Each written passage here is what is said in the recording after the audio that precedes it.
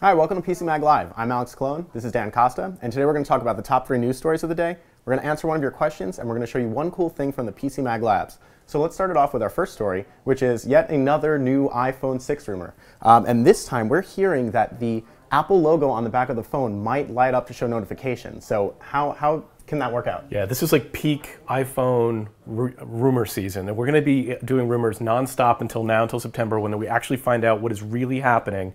But I mean, this makes a lot of sense. There have been releases of the iPhone 6 with the back cut out of it, and people are hypothesizing that that back Apple logo could light up, illuminate, you could leave it on the table, and it could give you notifications. This is not a new technology, it's not a new development. BlackBerrys were doing this 5 years ago when messages came in. I think it makes a lot of sense. I don't see why it wouldn't happen, but again, at this point, just a rumor. The more interesting rumor I think that just came out today is that Apple has ordered 80 million iPhone 6s from their suppliers in China. That is a lot of devices, and it's enough to really make an impact on the market and hopefully get them some of this global market share that they've been hurting for. Right, and we still don't know, I mean, with the 80 million, is that going to be 40 million of the 4.7 inch and 40 million of the 5.5 inch, or even if we're going to see both size phones? I like that we're just assuming we're going to see both size phones. Like, we've repeated the rumor often enough that if we don't see a 4.7 and a 5.5, we're going to be extraordinarily disappointed. Okay, let's move to our second story, which is NVIDIA just announced 2 cool new Shield products.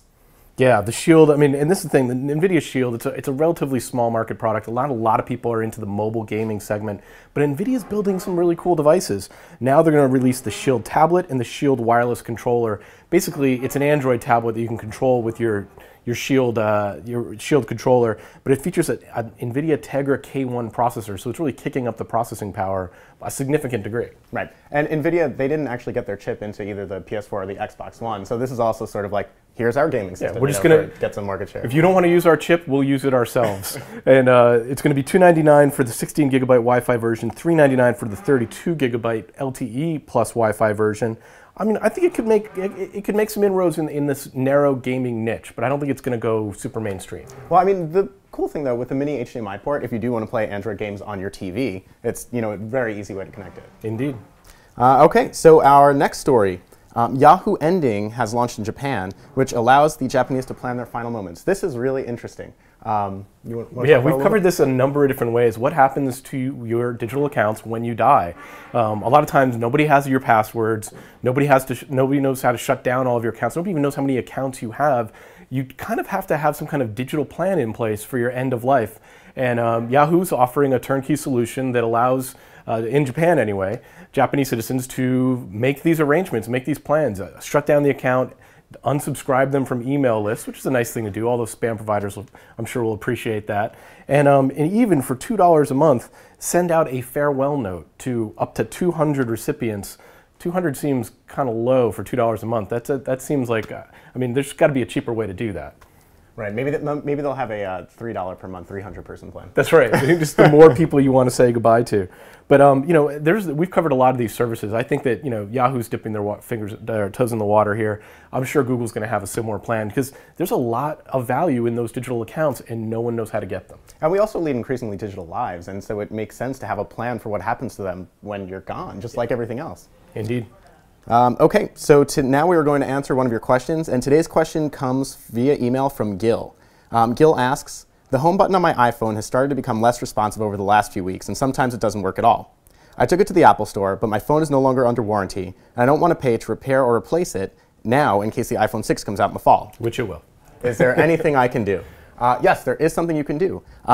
What you can do is turn on Assistive Touch, and Assistive Touch is meant for people that can't actually properly trigger the home button. And the way that you can do this is open up your settings menu, tap on General, scroll down to Accessibility, and when you get down there, tap on Assistive Touch. And what that's going to do is turn a sort of transparent button on. It's going to be on every page of your phone. You could move it wherever you want it. And when you tap on that button with your finger, it'll open up a few controls. It'll allow you to go home. It'll bring up voice control. It'll basically allow you to do anything that your physical home button would allow you to do.